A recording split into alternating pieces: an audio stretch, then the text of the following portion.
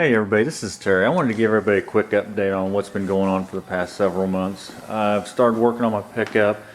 I think on my last video we were dealing with this door brouhaha.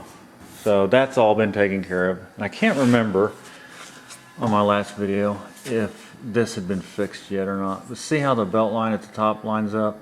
Well, these 2 points down here didn't line up at all. So I cut a kind of a pie out of this and moved this down and lined it up, and then I measured this part here and went around to the other side and measured that one, and they actually measure the same now. So they couldn't have measured the same before these were moved down, so I guess their die wasn't really that great. So I got that fixed, put some more welds in this area here since I'm going to seam seal this, and then this area here in this area. So the first thing I did was remove the overhead console, the shifter console, and all that stuff, and then I removed all of the wiring in the truck, which took probably 3 or 4 days to do that, and bagged all that, marked which area of the truck it went to, and kind of so on and so forth. So when I went back together with it, I knew which hole in the firewall it was going out of, because I have two. I have the one for the fuse box here, that one, and then I have one over here by the ECM that goes through the floorboard.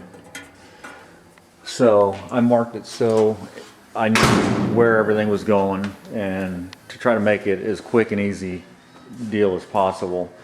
When I was doing the wiring,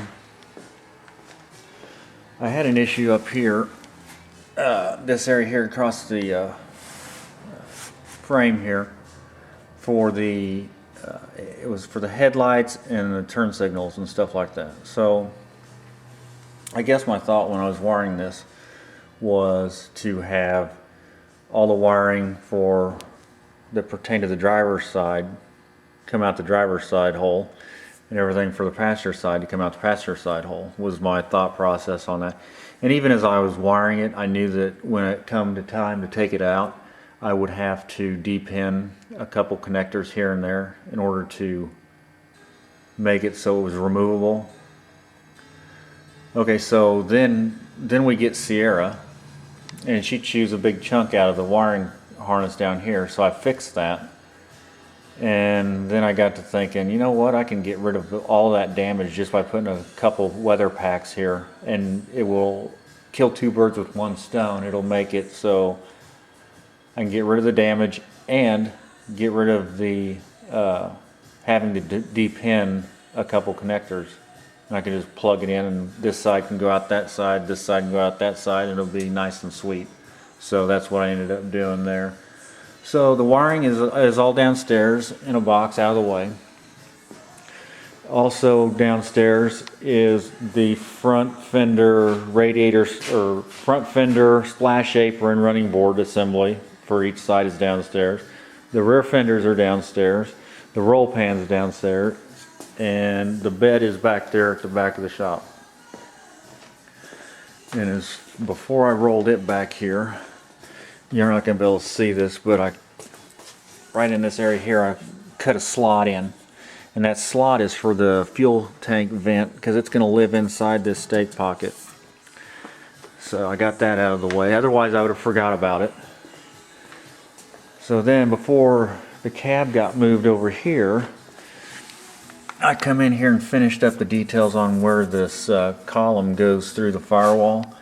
It was always welded on the inside, and I could never do much with it on the outside because the motor was in the way. So I come in here and cleaned up the ground this and cleaned this up, and then I finished welding it all the way around and then reground it. So that part of it's done. Before the cab came off of the chassis, I come out here with a Sharpie and marked all of these holes that I wanted to put nut certs in, what thread size they were, what they went to, and which side was the face side. And then installed all these. I like the way these look. The only concern that I have is maybe if somebody cranks on them too hard, it could fracture the paint around there. And it may anyway, I don't know. But I like this better than having a nut welded on it or something like that. So, did all of that. Kind of cleaned up my hell holes that I had coming through here. Made them kind of look a little bit more like something.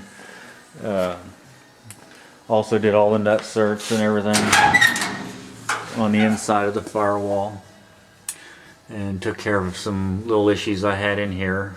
I had some holes I needed to weld shut in this area, so I went ahead and did that. Otherwise I would forget about it. The nut certs was the biggest thing for me because I wanted to do them while they were still fresh in my mind and I knew what they went to and this and that. So that's that deal. I guess what's going to happen now is I need to get the antifreeze out of it and remove the radiator and get it boxed up and protected again and that out of the way. And then I need to, while the motor's still in the frame, I need to drill this plug out. I've already done it on the other side, and the other side is the coolant temp sensor for the fuel injection. This here is actually going to be the temperature sending unit on this side. So I need to drill that out, and the best time to do that is while it's in the frame. That way I'm not pushing the motor around the shop with a drill. So I'll get that out and get that fixed, and I'm just going to set this motor on a couple furniture dollies. I'm not separating the transmission from the block or nothing like that. I'm just going to set it on a furniture dolly and bag it and shove it to the back of the shop and get it out of the way. So anyhow, that's that. All these brackets and stuff will come off and be sandblasted and cleaned up, and they'll all be put in a box to paint with the frame. Just like the A-arms and stuff like that, that's all gonna be shot with the frame. I want to have a nice rolling chassis here as soon as possible. Once all that's apart, I'm gonna get another one of these Harbor Freight engine stands and make some mounting plates and mount them to the frame at the front and the back, and make kind of a frame roll, so make it a little bit easier to work on the frame. It'll also make it so I can roll it outside and sandblast it when that time comes, and do the body work and the priming and the surfacing and the painting with it in whatever position that I want it in. So that's the plan there. I got a lot of work to do to the frame before I can even get to that point. There's some stuff that I want to do. There's some holes that I want to elongate a little bit longer, stuff for fuel lines to go through, like this one here. All these holes that go through these slots that go through the frame, they're all going to have an edge grommet put on them after paint. That'll be a plastic barrier to keep these lines from rubbing on just steel. But there's plenty of stuff to do. I got holes I got to drill for wire loom clips. This hole here on each side's got to be elongated to help get the battery out of the battery box when that time comes. Just a lot of stuff that has to be done before it can even be sandblasted, because I've got all my notes wrote on the frame on what I need to do and what needs to go away, kind of like that there. But once that's done, and I can roll it outside and sandblast it, and we can get on with it. Ended up having to get another ram for my cherry picker because it leaks down, and I'm planning on painting the rear differential with it hanging from the cherry picker, and that's kind of a pain in the butt when it keeps leaking down. I've tried to fix it once and I couldn't get it done. So that'll go on. It'll be a direct replacement for that ram there. It's actually a better ram. This is a 2-ton ram, that's an 8-ton.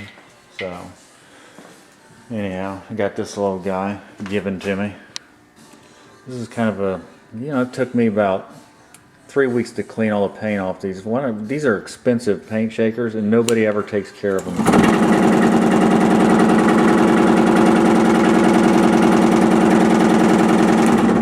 But that thing ought to get the job done. I had a friend of mine get a semi-brake drum and made another stand for it.